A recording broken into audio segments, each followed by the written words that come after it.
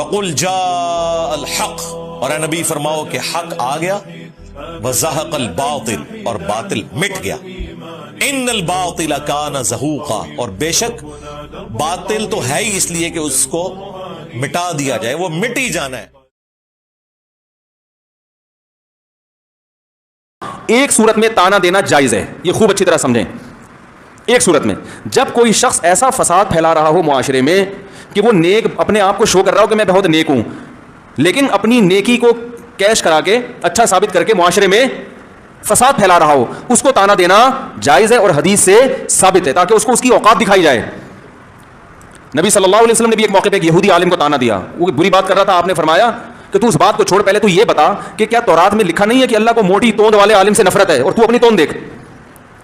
موٹی توند سے وہ توند مراد ہے جو کھا کھا کے موٹی ہوئی ہو۔ اگر کوئی عالم قدرتی طور پر موٹے ہیں، بہت سے ہیں جو کم کھاتے ہیں مگر جسم بھاری ہے ان کا، جو حرام کھا کھا کے توند نکال دی ہو نا، جس کی حرام کھا کھا کے، ایسا نہ ہو کسی عالم کا پیٹ بڑا ہوا تو آپ اس کو برا سمجھنا شروع کر دو۔ علماء کا احترام کریں، یہ تو اللہ کے بنائے ہوئے، کوئی چھوٹے قد کا ہوگا، کوئی بڑے قد کا ہوتا ہے، کوئی بھاری جسم کا ہوتا ہے، کوئی پتلا ہوتا ہے۔ تو ہمارے نبی نے اپنی یوم ولادت پہ بھی روزہ رکھا۔ اسلام نے بتایا کہ بھائی توند بڑھنا اچھی چیز نہیں ہے۔ آج کل کنڈے منائے جاتے ہیں، اس کی حقیقت کیا ہے؟ بہت اچھا آپ نے سوال کیا ہے۔ یہ رجب میں لوگ کنڈے کرتے ہیں، جو کرتے ہیں ان کو تو چھوڑو، میں آپ کو سمجھاتا ہوں، جو آپ اور ہم سنی مسلمان لوگ ہیں، ہم اہل سنت والجماعت ہیں، جو ہم ہیں نا، ذرا ہم اپنے موقف کو سمجھیں کہ ہم اس کو کیا مانتے ہیں۔ بابا ہمارے مذہب میں کوئی کنڈوں کی رسم نہیں ہے، اور یہ رسم ہے، عبادت بھی نہیں ہے۔ اور یاد رکھو، کنڈا کسی عبادت کا نام نہیں ہے، نہ کنڈا عربی زبان کا لفظ ہے، نہ عربی کی عبادت ہے، نہ کنڈے کا ذکر قرآن میں ہے، نہ حضور کے فرمان میں ہے، نہ کسی صحابی کی تعلیم میں ہے، نہ کسی اہل بیت کے عمل میں، نہ چار ائمہ جو برحق ہیں نہ ان نے کیا ہے، نہ کسی ولی نے کیا ہے، نہ کسی نبی کا حکم ہے۔ یہ 1906 میں لکھنؤ کے اندر رسم شروع ہوئی ہے، اور ہم اس کو لے کر ہمارے حضرات بیٹھ گئے۔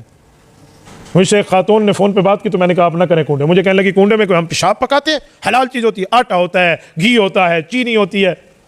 تو میں نے اسے کہا اما جان سب کچھ حلال ہوتا ہے، لیکن یہ حضرت معاویہ رضی اللہ تعالیٰ کی وفات کے معاملے کی وجہ سے لوگ پکاتے ہیں۔ کہتے نہیں ہم تو امام جعفر صادق رحمہ اللہ کی وجہ سے۔ میں نے کہا نہیں، امام جعفر صادق کی پیدائش شوال میں ہے، اور ان کی وفات شعبان میں ہے، رجب کے ساتھ ان کی وفات اور پیدائش کا کوئی تعلق نہیں۔ یہ حضرت معاویہ رضی اللہ تعالیٰ عنہ کی وفات کی خوشی میں امیر رضا تبرعی لکھنوی نے 1906 میں لکھنؤ کے اندر یہ رسم بد شروع کی ہے۔ یہ اس کا کام ہے۔ اور کنڈا لفظ یہ پنجابی کا ہے، پنجابی میں کہتے ہیں اے تیڈے تجارت دے کنڈے ہو جاویں، یہ بد دعا ہے کہ اللہ تیری تجارت کو غرق کر دے۔ تو یہ کنڈا آپ کس نام سے کر رہے ہیں؟ بھئی یہ چوری ٹکا آپ نے کھانا ہے تو کسی اور دن میں کھا لو، اس دن میں آپ کنڈے کی رسم بنیاد بنا کر بیٹھیں گے، یہ اللہ رسول کی تعلیم نہیں ہے، یہ شریعت کی تعلیم نہیں، یہ ایسی۔ اچھا پھر ایک مصیبت اور گلے میں پڑی ہوئی ہے، اس کنڈے پہ ایک کہانی بھی سناتے ہیں، وہ رکھی ہوئی ہے کاپی، ہمارے یہاں کتاب گھر والوں سے ملتی ہے، کنڈوں کی کہانی۔ وہ کہانی میں نے منگوائی ہے اور پڑھی ہے۔ یار چلو کوئی آیت کا، کوئی حدیث کا حوالہ ہوگا، کسی صحابی، کسی اہل بیت، کسی بزرگ، کسی نبی ولی کی کوئی بات ہوگی، کچھ بھی نہیں ہے، سارا جھوٹ ہے۔ کیا؟ ایک دھرتی تھی، ایک بادشاہ تھا، اس کا وزیر تھا، اس کا نوکر تھا، لکڑہارا تھا، اس کی بیوی تھی، نہ دھرتی کا نام پتا، نہ ملک کا نام پتا، نہ بادشاہ کا نام پتا، نہ وزیر کا نام پتا، نہ لکڑہارے کا، نہ اس کی بیوی کی کوئی سند پتا، بس ایسے اڑتی چڑیا کی رپورٹ ہے۔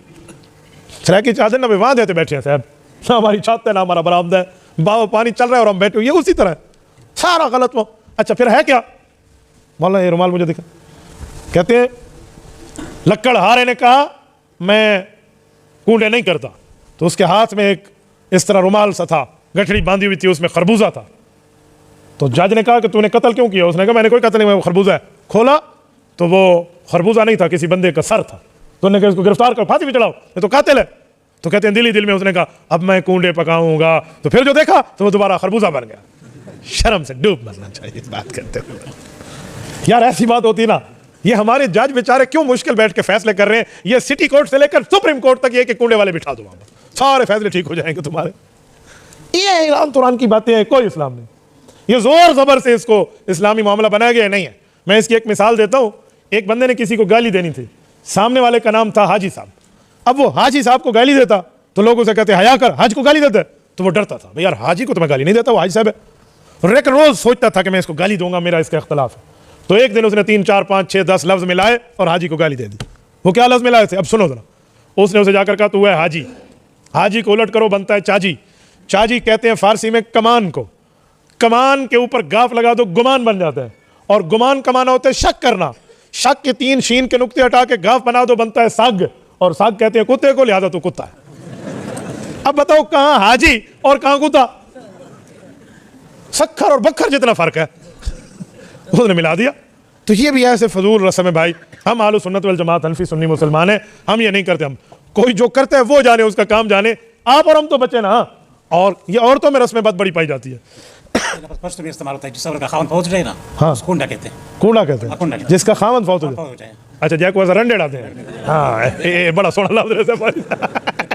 जिसका खामन मर जाए वो औरत कूड़ा है। ठीक है, अब बताओ ये कूड़े कितने करने हैं? ये रही अपनी पैर तू तांगे कुटोर भावे। ये भाई इस तरह फजूल चीजें हैं, ऐसा कुछ भी नहीं है।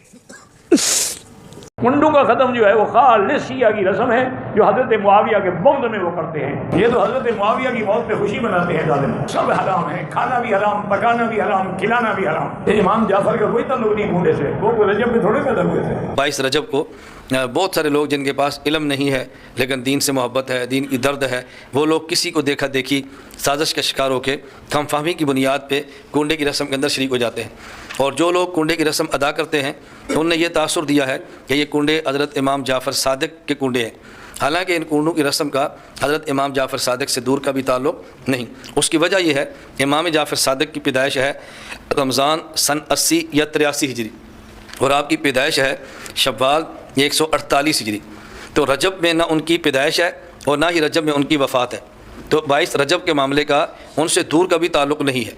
हज़रत अमीर माविया रज़ी अल्लाह ताला अन्हु की जो वफ़ात है वो है 22 रजब सन 60 हिजरी। असल क्या था कि जो हज़रत अमीर माविया रज़ी अल्लाह ताला के दुश्मन हैं और शरीयत के बागी हैं और अहले तशय्यो हैं, उन लोगों ने हज़रत अमीर माविया रज़ी अल्लाह ताला अन्हु की वफ़ात पर रात को छुप कर ये हलवे और मांडे पकाकर खुशी की है। अहले सुन्नत का ज़ोर थी, ताकत था, इतनी हिम्मत नहीं थी कि अहले सुन्नत के सामने एलानिया तौर पे अमीर माविया रज़ी अल्लाह ताला की वफ़ात पर खुशी बनाए। इसलिए खुशी बनाई लेकिन छुप छुप के बनाई। इसी वजह से शायद आपके भी इल्म में हो, एक अरसा तक ये रस्म रात को अदा की जाती रही। लोग कहते थे कि कुंडे सुबह फजर की अजान से पहले पहले पकाने और खाने ज़रूरी हैं। उसकी बुनियाद क्या थी? अहले तशय्यो और रवाफ़िज़ अमीर माविया रज़ी अल्लाह अन्हु की वफ़ात पर यह रात की तन्हाई में और रात के अंधेरों में इस रस्म को बनाया करते थे। लेकिन जब से शीयत ने ज़ोर पकड़ा या यूँ कह लें अहले सुन्नत के ईमान में कमज़ोरी आई और अपने अक़ायद का तहफ़्फ़ुज़ छोड़ा है, उस वक़्त से अब दिन को एलानिया तौर पर भी कुंडों की रस्म शुरू हो गई है। 22 रजब को इस महीने के अंदर बहुत सी बिदात हैं, 2 बिदात ज्यादा हैं। एक 22 रजब के कुंडे हैं। अगर किसी ने मुतालिया करना है तारीख की कुतब उठाइए, 22 रजब को इस्लामी हिस्ट्री में कोई वाक़या नहीं हुआ सिवाय एक अज़ीमुश्शान वाक़ये के। वो क्या है? हजरत अमीर माविया का यौम वफात है। ये कुंडे भी असल में हजरत अमीर माविया की वफात की खुशी में हमारे राफजी लोगों ने इजाद किए थे। जब कोई दलील ना मिली तो इमाम जाफर की तरफ से इसके फदाइल मनकूल कर दिया। पूरी एक कहानी गढ़ी हुई है, इमाम जाफर सादिक ने एक फलानी को कहा था अगर ये करोगी वगैरह वगैरह। 22 रजब उल मुरज्जब को अक्सर पाकिस्तान बरे सगीर जिसके अंदर कुंडे पकाए जाते हैं, और मुसलमान जो बरे सगीर के हैं उनके घरों में औरतें बूढ़ी ये कहती थीं कि कुंडे पकाएंगे तो आप खुशहाल हो जाएंगे, इमाम जाफर के कुंडे पकाएंगे तो आप तरक्की करेंगे। अब इसकी गैर शरई होने की एक बड़ा सबूत यह है कि लफ्ज़ कुंडा उर्दू का है, अरबी का नहीं है। आप उर्दू में कहते हैं नमाज पढ़ो तो अरबी में सलात मौजूद है ना, आप कहते हैं रोज़ा रखो तो अरबी में सौम मौजूद है, आप कहते हैं ज़कात दो तो उर्दू में खैरात मौजूद है। अब इसी तरह आप कोई भी शरीयत का लफ्ज़ होगा उसकी अरबी मौजूद होगी ना। अब कुंडे की अरबी आई कोई नहीं, क्योंकि ये बना कहाँ पर है?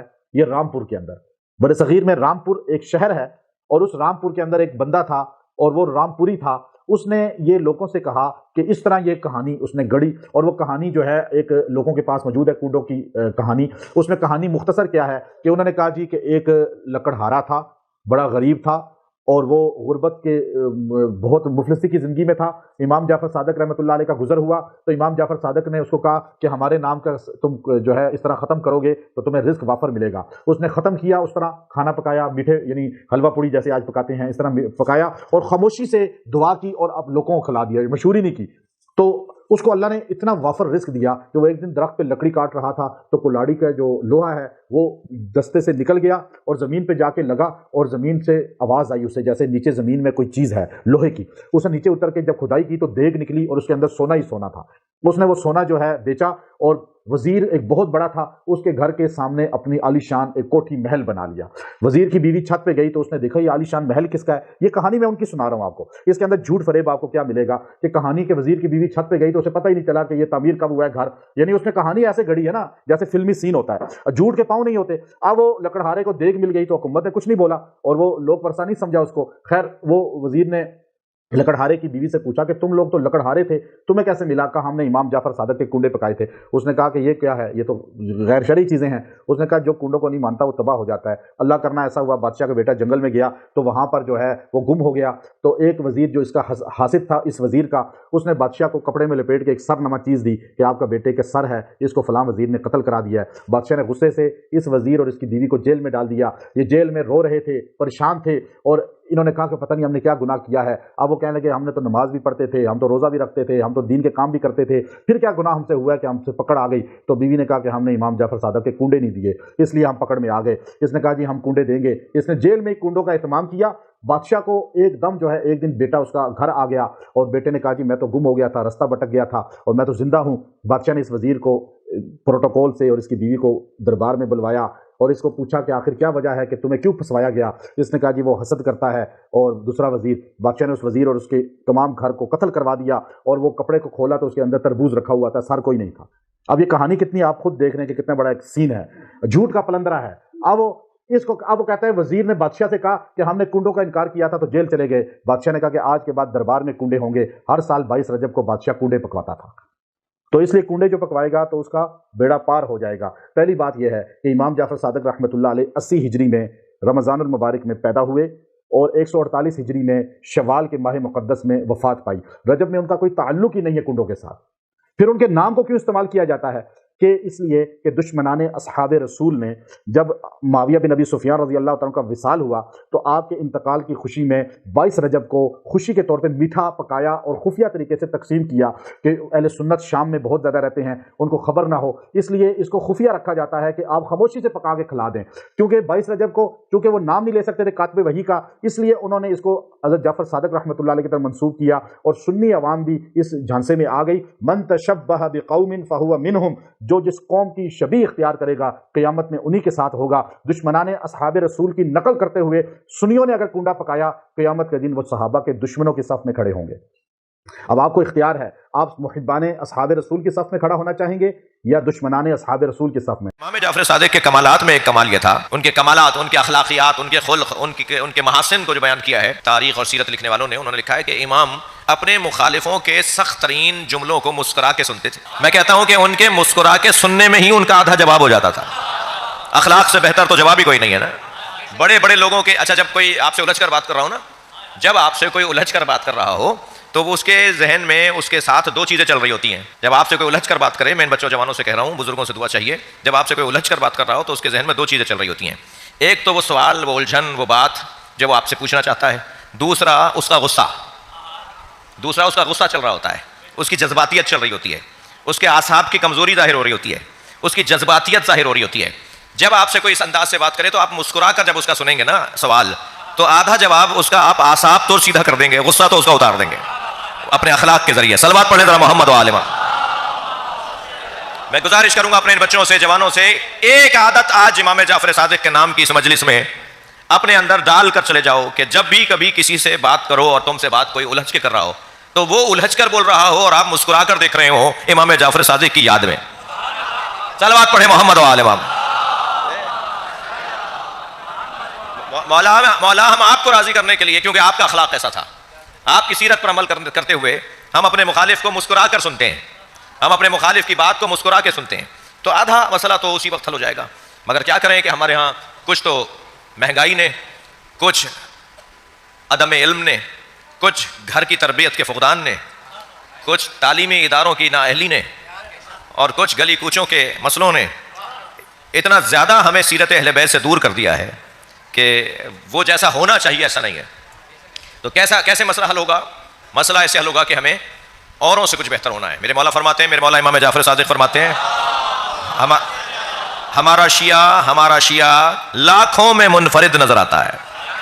पूरी आबादी में कहा जाता है कि उससे जाकर बात करो, वो जाफर सादिक का मानने वाला है, वो मुमताज नजर आता है, वो लोगों में अलहदा नजर आता है। وہ اپنے کردار سے علیحدہ نظر آتا ہے، وہ اپنے گفتار سے علیحدہ نظر آتا ہے. یہ جو آپ نے کتنی دفعہ سنا ہے قول علماء سے، خطباء سے، ذاکرین سے، شاعروں سے، ادیبوں سے، کوئی نظم کر رہا ہوتا ہے، کوئی نثر میں بول رہا ہوتا ہے، کونوا دعاۃ الناس بغیر السنتکم، لوگوں کو زبان کے بغیر دعوت دو، لوگوں کو دعوت دو زبان کے بغیر، زبان سے دعوت نہ دو، زبان سے اپنی طرف مت بلاؤ، لوگوں کو بغیر زبان کے اپنی طرف بلاؤ. یہ امام جعفر صادق کا فرمان ہے، یہ امام کا فرمان ہے. لوگوں کو بغیر زبان کے بلاؤ. کیسے زبان کے بغیر؟ اشاروں میں بلائیں. کیا کریں؟ تمہارا کردار بتائے گا کہ تم اس طرف رغبت دلانا چاہتے ہو جس طرف تم خود کھڑے ہوئے ہو. اور پوچھیں گے لوگ کہ بھائی یہ اتنا وزین آدمی، اتنا ثقیل آدمی، اتنا سنگین آدمی، اتنا مضبوط آدمی، اتنا محکم آدمی کون ہے؟ کون ہے کہ جو اتنی سخت اور تلخ باتوں کو سننے کے بعد بھی مسکرا کے جواب دے رہا ہے؟ کون ہے جس میں اتنی تحمل مزاجی ہے اور حوصلہ مندی ہے؟ تو جواب آئے گا یہ وہ ہے جو ہاتھ کھول کے نماز پڑھتا ہے. بھائی صلوات پڑھیں محمد و آل محمد پر. یہ وہ ہے جو جعفر صادق کا ماننے والا ہے، یہ وہ ہے جو ماتم کرتا ہے، یہ وہ ہے جو مجلس کرتا ہے، یہ وہ ہے کہ جو علم و تابوت اٹھاتا ہے. پھر کیا ہوگا؟ پورے معاشرے کے اندر اہل بیت کا چاہنے والا علیحدہ سے محسوس ہوگا. فرماتے ہیں کہ اگر معاشرے کے اندر لوگ کہیں کہ فلاں سے جا کے سودا خریدو کیونکہ وہ اہل بیت کا چاہنے والا ہے، وہ جعلی مال نہیں بیچتا، وہ کم تول کر نہیں بیچتا، تو ہمارے لیے تم زینت بنو گے. یہ فرمان میرے مولا کا ہے نا جی، کہ ہمارے لیے زینت بنو. کونوا لنا دینا، تھک تو نہیں تھے میری باتوں سے؟ کونوا لنا دینا، ہمارے لیے زینت بنو. ولا تکونوا علینا شینا، ایسا مت بنو کہ جب ہمارے سامنے تمہاری بات کی جائے تو ہمیں سامنے والا ہمیں بتا کر کہ آپ کا چاہنے والا ایسا ہے. ہمارے لیے زینت بنو، ہمارے لیے شرمندگی کا، اور ہم خاموش نہ ہو جائیں یہ سن کے کہ ہمارا چاہنے والا ہے. جی ایک چور نے جب چوری کی، اور چوری جس نے کی تھی اسے جب ثابت ہو گئی اور مولا نے حد جاری کی، تو جب اس کو حد جاری ہو گئی تو وہ جاتے ہوئے کہنے لگا میں آپ کا شیعہ ہوں. حضرت پیغمبر سے فرمایا اسے روک لو، اسے 80 کوڑے اور مارو. وہ مولا میں نے تو سزا بھگت لی، میں نے سزا دیکھ لی، میں نے سزا اٹھا لی، جو آپ نے جو حد تھی میری. کہا نہیں، وہ حد تھی شرعی، یہ میری ولایت ہے، یہ میں اپنی ولایت کے مطابق تمہیں کوڑے مار رہا ہوں، تم میرے ہو کر ایسا کرتے ہو. صلوات پڑھیں ذرا محمد و آل محمد. تو اگر میرے بچوں جوانوں 1400 سال پہلے ایسے ایک منظر بھی بنا ہے، ایک دفعہ بھی ایسا ہوا ہے، اور آج اگر ہمارے درمیان میں سے کوئی اس طرح کی کیفیت سے گزرتا ہے تو مولا کی تنبیہ اس کے لیے تیار رہے گی، موجود رہے گی. اللہ ایسے وقت سے ہمیں بچائے.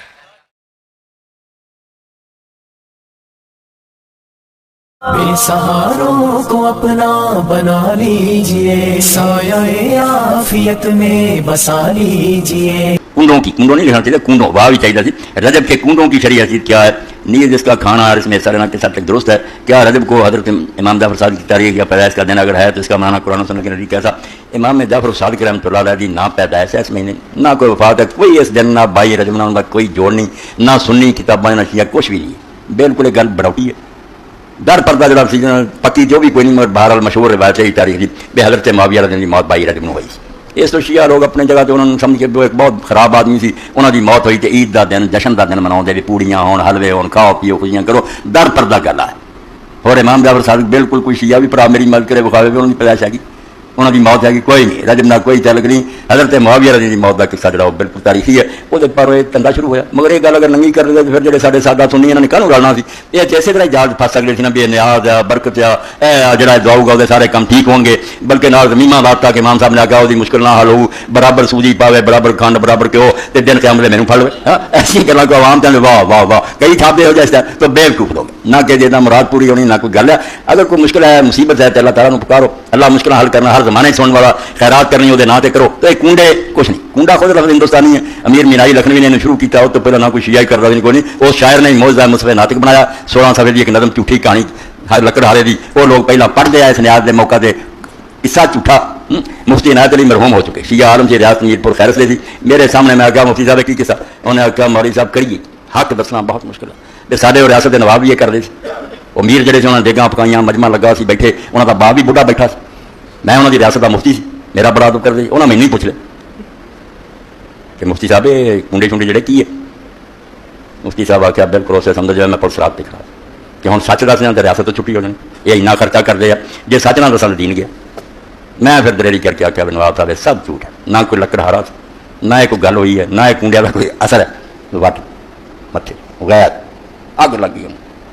میں بعد تو چھوڑ کے چلا گھر جا کے میں اپنا بوریا بستر بن لیا، میں ریاست اخراج کا حکم نکل، مگر بعد چاہتے اللہ نے ایڈی مدد کی. میں آپ انہوں کو پوچھا تو سنیا کہ بابا جڑا سی انہیں آخیا لانت ہے تھوڑے جمن کہ ایک عالم رکھا تو جی تھی پوچھا انہیں سچ دستا تو غصے کرتے پھر عالم وہ کہے جو تھی جھوٹ سچ بول گئے کی فائدہ اس عالم کا جو انہیں صحیح نہیں دسا کہڑی گل ناراض ہوتی. میرا وظیفہ ہور وقت گیا، مینوں ترقی ہوئی اس بابے دے لانت پاؤں کہ عالم کو حق سنیا کرو، اپنی مرضی دیا گلیں منہ کروائیں پوچھنے کی لوڑ کری وہ تو اگے نہیں سمجھی بیٹھے. تو ایک قصہ جڑا نا ایک کونڈیاں چھوڑنے کا بالکل کوئی شاید نہ سوئیاں جا نہ سنیا کچھ بھی نہیں، کھان پین کا پاؤں تفصیل سے آگاہ کر کے اللہ معلوم تفسیر ہوگی سوالوں کے جواب ہوگا. یہ چیز کوئی نہیں، خدا تو ڈرو، بچنا چاہیے نا یہ کچھ بھی نہیں چیز. البتہ میں تھوڑی تحفے کے طور ایک بات عرض کر دینا جی خواجہ نظام الدین اولیاء رحمۃ اللہ علیہ پھر ہر بندہ چونکہ کوئی نہ کوئی مشکل ہوتی ہے کرو چھوٹا جا کام یہ دنوں بھی کوئی پریشانی نہ ہو دعا کر لگا سورہ فاتحہ پڑھے مگر پڑھے اس طرح کہ پہلی بسم اللہ الرحمن الرحیم اگے جڑی نیم ہے لام نہ رونی جدا نہیں پڑھنا بسم اللہ الرحمن الرحیم الحمدللہ رب العالمین ایڈا نہیں پڑھنا بسم اللہ الرحمن الرحیم الحمدللہ رب العالمین اور پھر جب آوے الرحمن الرحیم 3 بار اتنے رک جانا الرحمن الرحیم الرحمن الرحیم الرحمن الرحیم اور پھر سورہ فاتحہ ختم کر کے 3 بار کہنا آمین آمین آمین. اے چھوٹا جا کے جڑا اج دے جمعے چ سمجھو تحفہ ان پلے بنو اور سورہ فاتحہ تو جی خدا اللہ رسول نے کیا نہ تورات نہ زبور نہ انجیل نہ قرآن یہ ورگی کوئی نہیں پڑھی اس تو اللہ نے ہر رکعت رکھ دیتا اے پڑھنا بسم اللہ الرحمن الرحیم الحمدللہ رب العالمین اور اگے 3 بار الرحمن الرحیم پھر آخر تے آمین آمین. اللہ مشکل حل کرنا کنڈیاں چونڈیاں کی کرنا اللہ کو منگا کرو اللہ تو سب کچھ نہیں کرتا. اے مولانا قبلہ صاحب نے لکھا جی بندہ کی کتاب میں بہت دیر سے بسم اللہ الرحمن الرحیم. ماہ رجب المرجب کی نیاز جسے عرف عام میں کنڈوں کی نیاز بھی کہا جاتا ہے یہ ہمارے ملک میں اتحاد امت کی ایک بہت بڑی علامت ہے. شیعہ سنی دونوں میں یہ چیز کامن ہے اور اہل بیت علیہ السلام سے اپنی مودت کا اظہار ہے. یہ ایک ایسا موقع ہوتا ہے کہ شیعہ سنی سب ایک دوسرے کے ساتھ مل کر بیٹھتے ہیں اور آپس میں محبتوں میں اضافہ ہوتا ہے. اہل سنت کے مفتی اکابر علماء فقہا 22 رجب کی نیاز کو ثواب کے حصول کا ذریعہ مانتے ہیں.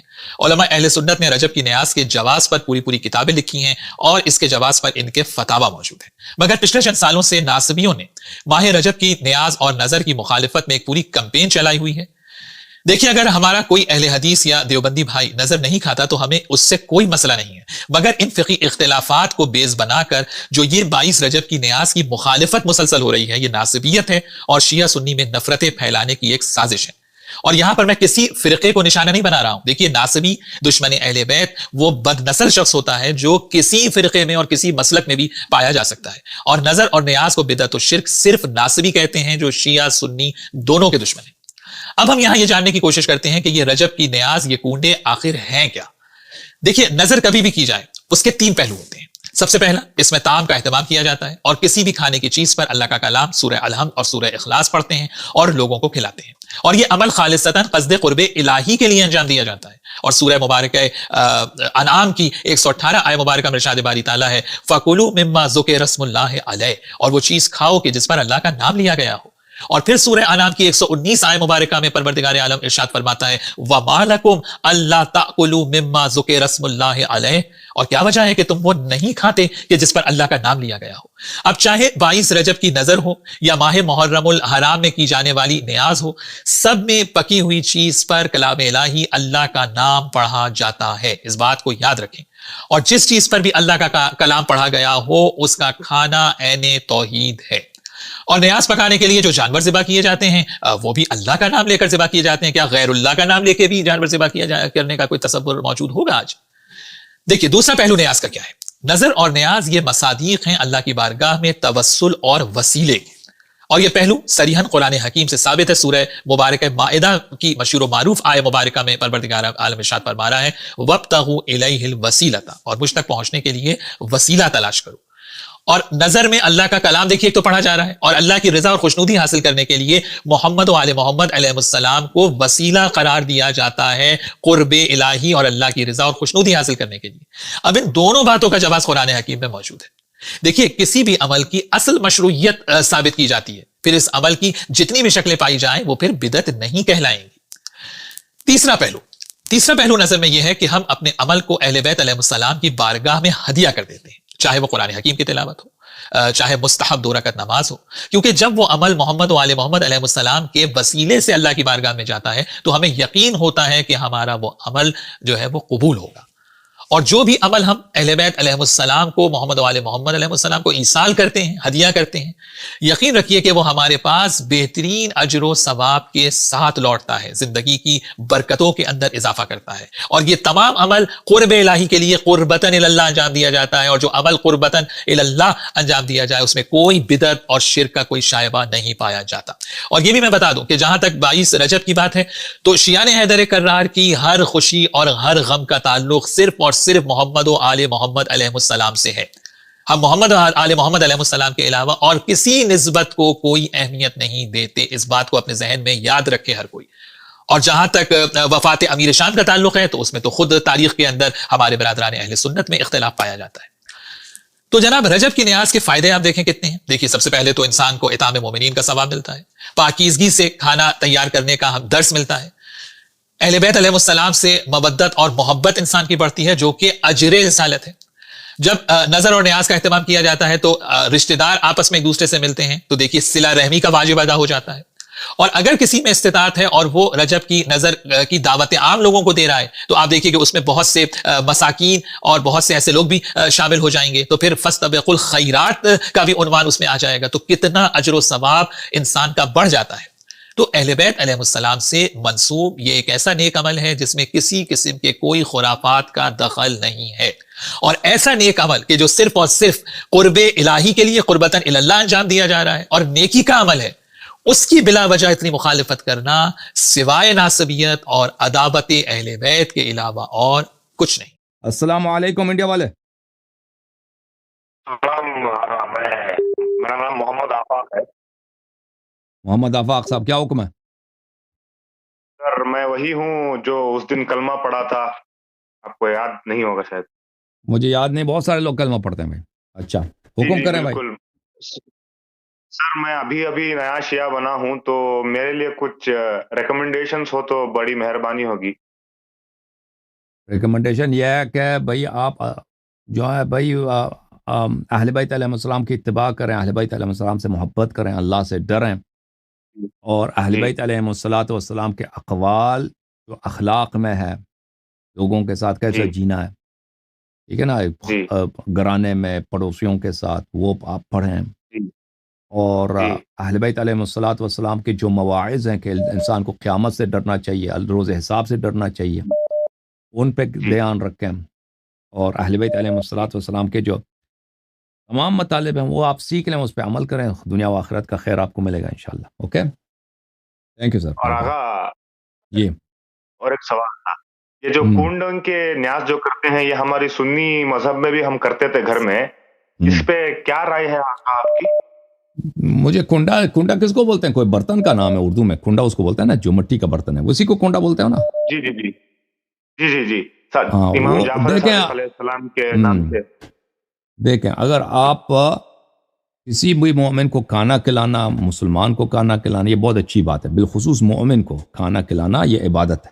اوکے، کسی بھی وقت یہ کھانا اگر اس کھانے کو آپ کسی بھی برتن میں پکائیں تو وہ اچھی بات ہے.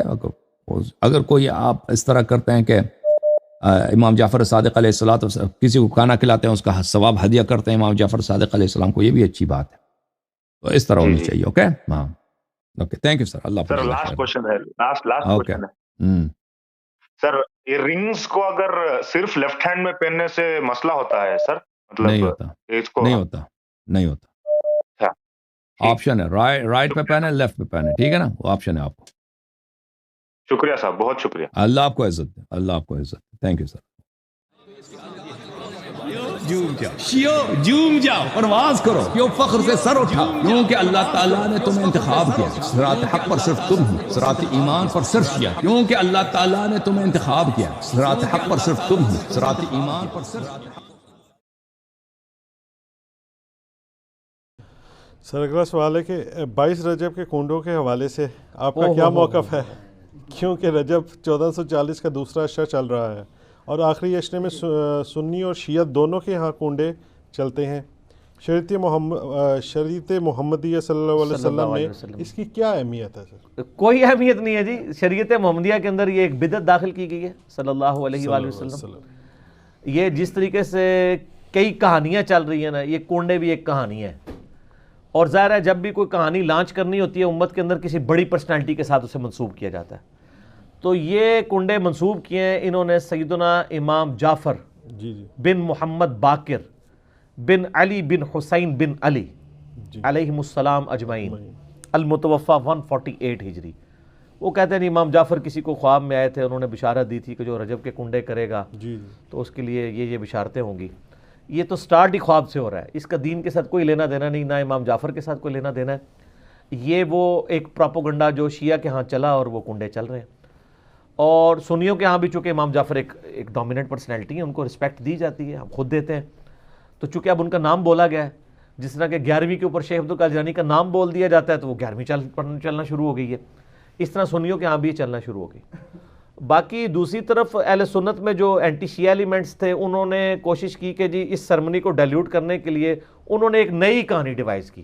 انہوں نے کہا کہ اصل میں 22 رجب کو حضرت معاویہ ابن ابی سفیان رضی اللہ تعالیٰ عنہ کی وفات ہوئی تھی, اس وفات کی خوشی میں شیعہ جو ہے نا وہ کنڈے بناتے ہیں. یہ ایک نئی کہانی انہوں نے دریافت کی. تو یہ کہانی جب آپ نے دریافت کی ہے تو یہ کہانی دریافت جن لوگوں کے بارے میں کی ہے سر ان کی بھی رائے لے لیں کہ ان کا موقف یہ ہے بھی ہے کہ نہیں.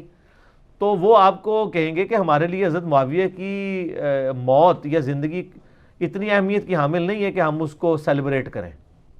وہ تو کہتے ہیں ہم ان کو کوئی اہمیت دیتے ہی نہیں ہے, ہم ان کو اتنا امپورٹنٹ پرسنالٹی کے طور پہ نہیں مانتے. وہ کیا مانتے ہیں وہ ایک علیحدہ معاملہ ہے, لیکن کہتے ہیں اتنا بھی ہم نے سیریس نہیں لیا ہوا ان کو.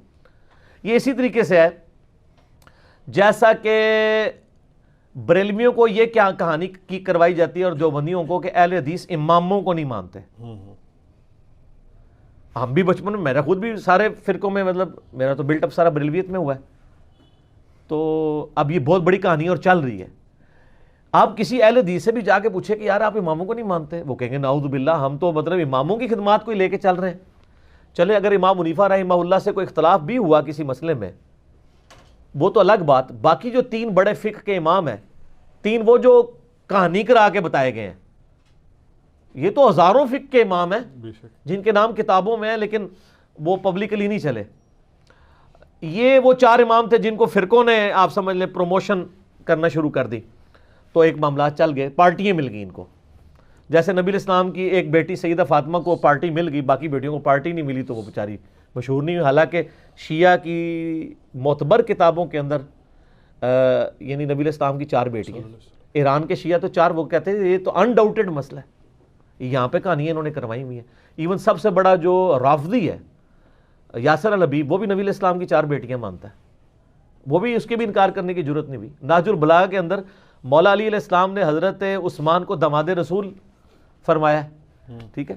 تو کہانیاں لیکن وہ چل رہی ہوتی ہیں اس طریقے سے. تو وہ ایک کہانی انہوں نے چلا دی اور وہ کہانی ان کی بکنی شروع ہو گئی کہ اماموں کو نہیں مانتے. وہ آپ اہل حدیثوں سے پوچھے آپ اماموں کو مانتے ہیں, وہ کہتے ہیں سر اماموں کا نہ مانے تو ہماری ساری کتابیں ختم ہو جائیں گی, کیونکہ امام بخاری کے استاد ہیں احمد بن حنبل, احمد بن حنبل کے استاد ہیں امام شافعی, امام شافعی کے استاد ہیں امام مالک, اور ان اماموں سے حدیثیں ہیں بخاری مسلم میں. اگر ہم ان اماموں کو ہی نہ مانیں تو ان حدیثوں کو پھر ہم کہاں سے مانیں گے جن کی چین سے وہ آ رہی ہیں. وہ پھر آپ کو بتائیں گے کہ ہم اماموں کو بھی مانتے ہیں اور اماموں کی بھی مانتے ہیں. اماموں کو مانتے ہیں کہ ان کی رسپیکٹ کرتے ہیں, اماموں کی مانتے ہیں کہ اماموں نے ہمیں بتایا ہے کہ ہماری کوئی بات بھی کتاب و سنت کے خلاف ہو تو اس کو چھوڑ دو.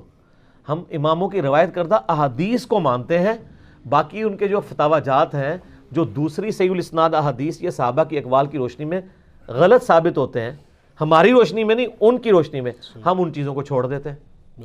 تو اسی طریقے سے شیعہ کے بارے میں کہانی کرا دی, وہ حضرت معاویہ کی ڈیتھ کا دن منا رہے ہیں اور یہ سنی بھی ان کے دیکھا دیکھی شروع ہو گیا, ان کا اور چل رہا ہے. یہ اصالہ ثواب کے معاملے میں میرا بالکل کیٹاگوریکل ایک اوپینین ہے. لاکھوں لوگوں نے یوٹیوب پہ میری ویڈیو دیکھی ہے, مسئلہ نمبر 74. آپ اصالہ ثواب لکھیں یوٹیوب پہ, ٹاپ آف لسٹ میری وہ ویڈیو کھل جائے گی, اس میں میں نے ساری چیزیں بتائی ہیں. 11ویں ہو, میلاد ہو, محرم کی نیاز ہو, یا آپ کی یہ رجب کے کنڈے ہوں, ان ساروں کے بارے میں کہ یہ سب کی سب ایکٹیویٹیز دین میں خود سے داخل کی گئی ہیں. ہم ان کو کفر و شرک والا معاملہ نہیں کہتے لیکن بدعت تو ہیں. اب رہ گیا مسئلہ کہ اس طرح کی ایکٹیویٹیز میں جو کھانا ہے وہ حلال ہے یا حرام ہے. وہ بھی میں نے اس کے اندر بتایا ہوا ہے کہ کھانے کو حرام کہنے کے لیے یہ چیز ضروری ہے کہ آپ پہلے اس کی حرمت ثابت کریں. اس میں دو طریقے ہیں، یا تو وہ چیز جو پکائی جا رہی ہے وہ حرام ہو، کوئی خنزیر بنا دیتا ہے تو حرام ہے، یا چیز تو پاک تھی لیکن اس کے ذبح کے وقت ذبح کے زبر کے ساتھ غیر اللہ کا نام لیا گیا تو وہ پھر بھی حرام ہو جائے گی۔ تیسرا مسئلہ ہے تقرب والا۔ تقرب میں اب دو طرح کے آپشن ہیں۔ ایک تقرب یہ ہے کہ کوئی شخص یہ کہتا ہے کہ میں فلاں بزرگ کے ایصال ثواب کے لیے کر رہا ہوں، حضرت حسین علیہ السلام کو ثواب پہنچ جائے، ایک میری طرف سے ہدیہ، تو اس کے معاملے میں بھی ایسا کوئی سختی والا معاملہ نہیں ہے۔ لیکن اگر کوئی تقرب یہ کر رہا ہے کہ یہ ایصال ثواب ان کو پہنچے اور وہ میرے مشکل کشا ہے اور اس کے بدلے میں یہ میری مصیبت حل کر دیں گے، تو وہ تو نیاز کے بغیر ہی عقیدہ شرکی ہے، نیاز تو سائڈ پہ رہ گئی، عقیدہ ہی غلط ہے۔ بالکل ٹھیک ہے نا؟ تو ہمارا تو موقف یہ ہے کہ ہمارے پاس کوئی اس طرح کی کھانے پینے کی چیز لے آتا ہے، ہم اس سے پہلے پوچھتے ہیں کس کے نام کی ہے۔ اگر وہ کہتا ہے اللہ کے نام کی ہے تو بسم اللہ پڑھ کے کھا لیں۔ اگر وہ کہتا ہے یہ فلاں بزرگ کی ہے تو اسے پوچھے یہ بزرگ کے نام سے مراد آپ کیا لے رہے ہیں؟ کیا ان کی رضا کی خاطر ہے، ان کے نام کا ذبیح ہے؟ تو سر یہ کوئی بھی نہیں آپ کو کہے گا، کوئی جاہل کہہ دے تو کہہ دے، وہ کہے گا نہیں نہیں اللہ کا نام دیا ثواب پہنچانا ہے انہوں نے۔ اچھا جی، پھر زیادہ وہم نکالنا ہے تو آپ پوچھ لیں کہ ثواب پہنچا کے کڈنا کہ جے وچوں جے تسی واقعی کھانا نہیں کھانا تے، جے کھانا کھانا تے اتنے تک ہی سوال رکھو، زیادہ غلوف نہ کریں آپ کیونکہ غلوف کریں گے نا تو معاملات بگڑیں گے۔ اور یہ میں آپ کو اپنی طرف سے نہیں بتا رہا، صحیح بخاری میں سیدہ عائشہ نے نبی علیہ السلام سے پوچھا یا رسول اللہ علیہ وسلم یہ کچھ نیو مسلم ہے، ہمیں نہیں پتہ انہوں نے ذبیحہ صحیح کیا ہوا یا نہیں کیا، تو یہ جب کوئی اس طرح کی گفٹ لے کے آتے ہیں ہم کیا کریں؟ آپ نے فرمایا بسم اللہ پڑھ کے کھا لیا کرو۔ اللہ اکبر۔ اللہ آپ نے کہا کہ بلاؤ، آپ یہ بھی کہہ سکتے تھے حلف دلواؤ، یہ وہ وہم نکالا کہ مسلمان کا ذبیحہ ہے نا تو حسن ظن رکھو، زیادہ نٹی گریٹی میں نہ پڑھو۔ سبحان اللہ۔ ٹھیک ہے نا؟ اس کا غلط رزلٹ بھی نکال لیا یوسف القرداوی صاحب نے، انہوں نے وہ اسلام میں حلال و حرام ایک کتاب لکھی، اس میں انہوں نے لکھا کہ یہ جو غیر مسلموں کے بھی جو ذبیحے چل رہے ہیں نا، اور جو KFC میکڈونلڈ چل رہے ہیں جو ڈیفینیٹلی ذبیحے ہے ہی نہیں ہے، وہ اللہ کے نام کے کیا، وہ تو مطلب بالکل ذبح والا معاملہ ہی اس کے اندر اس طریقے سے نہیں ہے، نہ وہ اللہ کا نام لیتے ہیں، وہ کہتے ہیں بسم اللہ پڑھ کے آپ کھا سکتے ہیں، اور اس حدیث سے پلی لی۔ تو میں نے ان کا بھی رد کیا کہ سر ایڈی بھی کھلی چھوٹی نہ دو، مسلمان کا ذبیحہ ہے نا اس کے اوپر آپ کو وہم نہیں کرنا چاہیے اگر وہ مسلمان ہے۔ اب وہ اگلا مسئلہ شروع ہو جائے گا کہ وہ بریلوی ہے، دیوبندی ہے، اہل حدیث ہے، شیعہ ہے، یہ نوی کہانی کرنے کی ضرورت نہیں ہے۔ اہل کتاب کا ذبیحہ بھی حلال ہے، تو اگر آپ ایک دوسرے کو مسلمان ماننے کے لیے تیار نہیں، چلو اہل کتاب ہی مان لو۔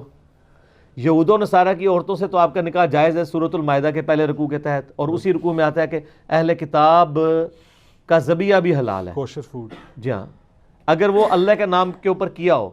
تو اگر یہود و نصارہ کا اللہ کے نام کا ذبیحہ حلال ہے تو جو آپ کے اپنے اہل کتاب ہیں قرآن کے فائنل ٹیسٹمنٹ کے ماننے والے، وہ تو old testament new testament tempered form میں مان رہے ہیں، اور وہ اتنے ظالم ہیں کہ نبی علیہ السلام کو وہ دجال سمجھتے ہیں، نعوذ باللہ۔ ظاہر ہے پیغمبر نہیں مان رہے، تو جب آپ کسی کو پیغمبر نہیں مان رہے، جس طرح ہم غلام احمد قادیانی کو پیغمبر نہیں مانتے تو کیا سمجھتے ہیں؟ دجال کے اس نے دجل کیا ہے، جھوٹ بولا ہے، اس کے باوجود اللہ تعالیٰ کہہ رہا ہے کہ ان کا ذبیحہ بھی حلال ہے۔ اور جو آپ کے نبی کے عاشق ہیں، جو محمد اور آل محمد کے لیے جان دینے کے لیے تیار ہیں، سر ان کے اوپر آپ کم از کم یہودیوں والا سٹیٹس تو ان کو دے دیں، ٹھیک ہے؟ تو وہ آپ دینے کے لیے تیار نہیں ہے۔ اسی پہ میرا ایک کلپ بھی ہے، وہ کیا سنی شیعہ کا نکاح ہو سکتا ہے، اس کا بھی پھر اتنا مذاق اڑاتے ہیں۔ سر میں نے تو کہانی الٹ دی ہے نا، میں نے جو سوال کرنے والے سے یہ میرا کلپ لاکھوں، میں نے کہا یہ سوال نہ کریں سنی شیعہ کا، آپ یہ پوچھیں سنی کا بھی نکاح ہو سکتا ہے کہ نہیں، کیونکہ اگر سنی حنفی ہے تو وہ یا سنی حنفی دیوبندی ہوگا یا سنی حنفی بریلوی ہوگا، تو ہے تو دونوں سنی نا۔ سنی اہل حدیث ہوا تو وہ تو بہت دور بیچارہ بیٹھا ہے، اس کی تو کوئی اوقات ہی نہیں نا ان کے نزدیک، وہ تو بہت تھوڑے ہیں۔ اور سر آپ کو کبھی میں احکام شریعت ان کی اور ملفوظات میں سے دیوبند اور اہل حدیث کے بارے میں ان کے جو فتوے پڑھ کے سناؤں نا، تو وہ آپ یقین کریں آپ کے کانوں سے دھواں نکلنا شروع ہو جائے۔ جو سخت لفظ انہوں نے استعمال کیے ہیں، وہ کہتے ہیں جی اگر کسی کا یعنی بچہ جو ہے وہ دیوبندی اہل حدیث ہو گیا تو اس کو باپ کی وراثت سے بھی کچھ نہیں ملے گا کیونکہ وہ مسلمان رہا ہی نہیں ہے۔ اللہ جی سر، ظاہر ہے جب آپ نے ایک اصول کھڑا کیا اس کی کورالٹیز پھر یہی نکلیں گی۔ حسام الارمین میں لکھا ہے نا انہوں نے کہ چوتھا فرقہ وہابیہ شیطانیہ، جو شیطان لعین آفاق کے فالورز ہیں، جیسا کہ روافظ جو ہیں وہ شیطان اتاق کے فالور ہیں.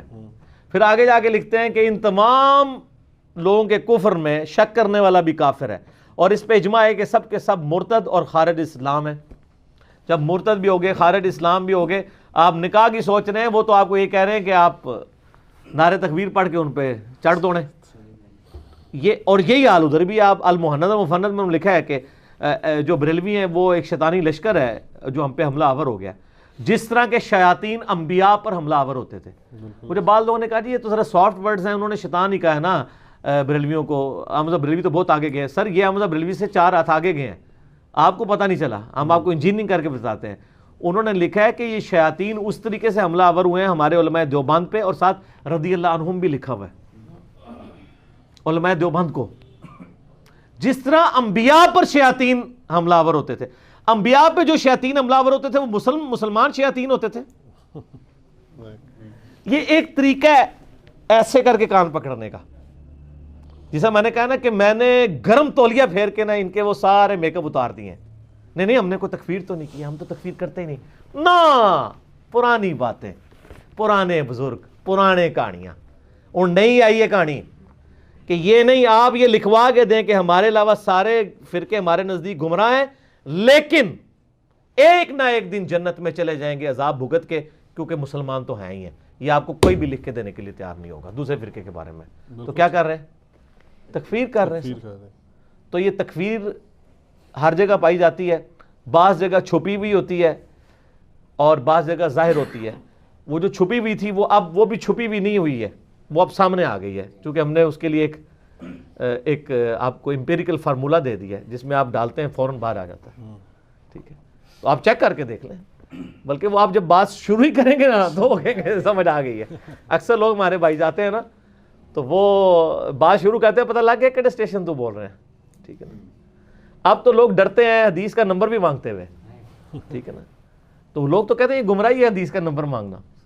تو اسی طریقے سے چلیں جس طریقے سے ہم آپ کو چلا رہے ہیں. فیوچر میں یہ بدعت ہو جائے گا حدیث کا نمبر. ہاں بدعت ہو جائے گا، واقعی بالکل صحیح بات ہے، بدعت ہو جائے گا. ٹھیک ہوگا. وَقُلْ جَاءَ الْحَقُ، اور اے نبی فرماؤ کہ حق آ گیا، وَزَهَقَ الْبَاطِلُ، اور باطل مٹ گیا. ان الباطل کان زہوقا، اور بے شک باطل تو ہے ہی اس لیے کہ اس کو مٹا دیا جائے، وہ مٹ ہی جانا ہے.